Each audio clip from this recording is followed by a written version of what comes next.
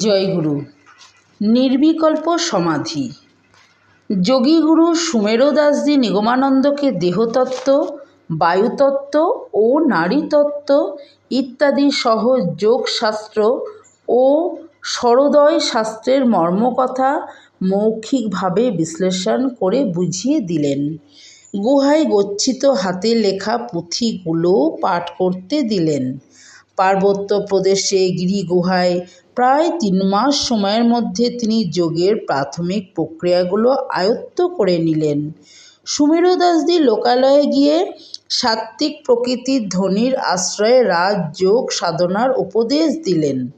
প্রথমে পাবনা জেলার হরিপুর গ্রামে সারদা প্রসাদ মজুমদারের বাড়িতে ও পরবর্তীতে গৌহাটিতে যজ্ঞেশ্বর বিশ্বাসের বাড়িতে থেকে যোগাভ্যাস করলেন। প্রথমে 1 দিন, তারপর 3 দিন, শেষে 7 দিনের সমাধিতে সফল হলেন। তার সবিকল্প সমাধি সহজ হয়ে গেল। জয়গুরু। আজ এই পর্যন্ত।